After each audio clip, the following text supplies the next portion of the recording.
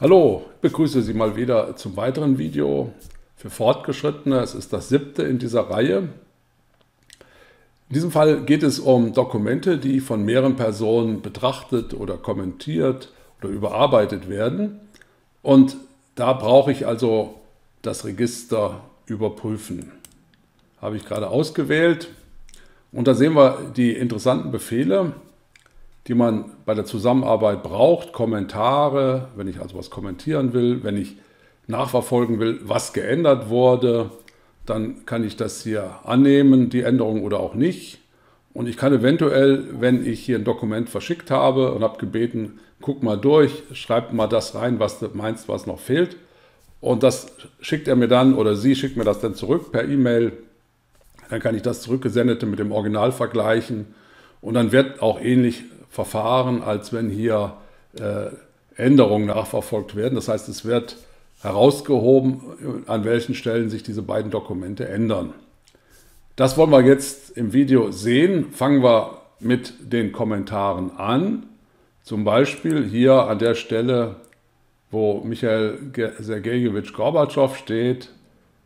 Da möchte ich darauf hinweisen, dass man das auch als neuen Kommentar mal unterbringt, um demjenigen zu zeigen, er sollte das auch als Überschrift verwenden. Ich habe auf Neuer Kommentar geklickt und dann schreibe ich rein, das sollte auch als Titel verwendet werden. So, das ist jetzt mein erster Kommentar und dann klicke ich darauf und dann steht das da. Wenn ich das nicht sehen möchte, Kommentare anzeigen, kann man hier einfach ausblenden. Dann sehe ich hier nur noch in der Spalte, dass da so ein Symbol ist. Das kann man also an- und abschalten.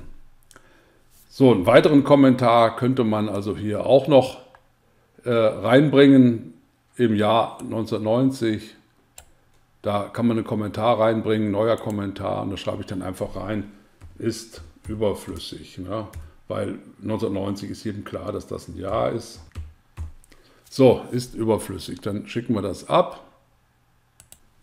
So, jetzt haben wir also hier Kommentare, die hier nicht angezeigt werden sollen. Das ist also jetzt ein Hinweis, den mir jemand, der meinen Text liest, geben könnte. Jetzt möchte ich Änderungen nachverfolgen.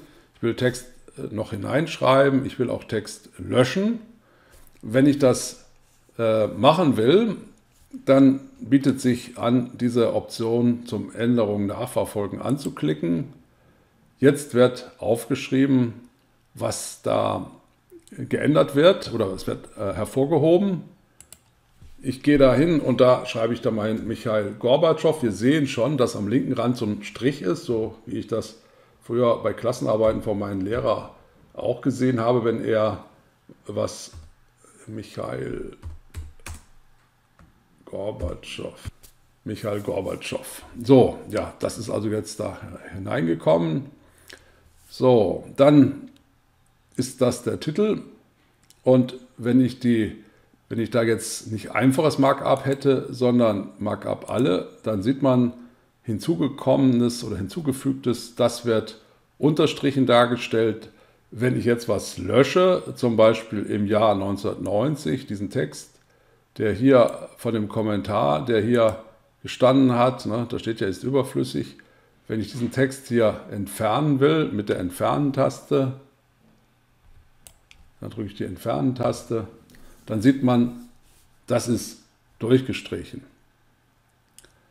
So, das ist jetzt die Änderung nachverfolgen. Sowjetunion, da sollte ich natürlich auch noch ein W rausmachen, statt dem V ein W. Dann sehen wir, da ist das W ist unterstrichen und das V ist, wenn ich die Entfernen-Taste betätige, durchgestrichen. Das fällt hier kaum auf, könnte man hier unten mal ein bisschen hervorheben, indem ich das stark vergrößere. Jetzt fällt das schon auf. Man kann also auch in einem Wort zum Beispiel V durch ein W ersetzen und dann kann ich das nachverfolgen. Im Augenblick ist die Änderungsnachverfolgung so eingeschaltet, dass alle Markups gesehen werden. Ich könnte es aber auch so einstellen, dass nur die einfachen Markups ausgewählt werden. Dann wird weiterhin wird das also festgehalten, wer wann was geändert hat. Wenn ich also hier beispielsweise den Friedensnobelpreis mal rausstreiche mit der Entfernen-Taste, dann sehe ich hiervon nichts, aber wenn ich wieder auf alle gehe, dann sieht man, aha, der ist da rausgestrichen. So, jetzt haben wir das Dokument überarbeitet. Man kann also auch sehen, wenn man da drüber geht, wie hier jetzt beim Friedensnobelpreis, der Konrad Rennert hat das gelöscht am 23.04. um 13:43 Uhr. Jetzt habe ich das Dokument von jemandem durchsehen lassen, ich habe es wieder zurückbekommen und jetzt will ich überlegen, wie will ich dann mit diesen Änderungsvorschlägen verfahren. Ich gehe hier durch zum nächsten. Da ist also so ein Symbol, vorherige Änderung oder nächste Änderung. Jetzt gehe ich mal auf die nächste. So, da haben wir den Michail Gorbatschow. Wenn ich sage, okay, das will ich annehmen, dann klicke ich hier rauf. Und bei Sowjetunion will ich auch annehmen. Ja. Jetzt ist das weg. Im Jahr 1990, das soll auch weg, nehme ich an, aber der Friedensnobelpreis, beim Friedensnobelpreis will ich natürlich die Änderung verwerfen, deshalb klicke ich hier oben drauf. Und dann sind die Überarbeitungen verarbeitet. Ja, die Kommentare, die könnte ich natürlich auch noch löschen. Da gehe ich hier hin und wähle Kommentar löschen und das kann ich also auch bei dem nächsten machen, aber das können wir uns jetzt sparen.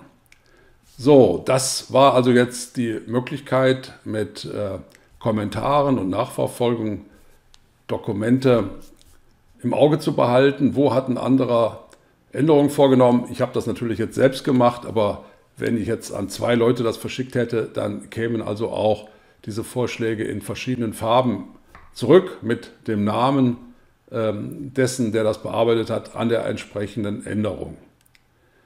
Ich habe damit dieses Video soweit abgeschlossen.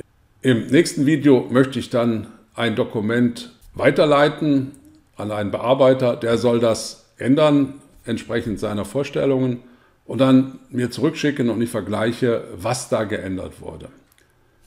Das kommt im nächsten Video. Ich freue mich, wenn das hier verstanden wurde und freue mich natürlich besonders, wenn Sie auch das nächste anschauen. Tschüss.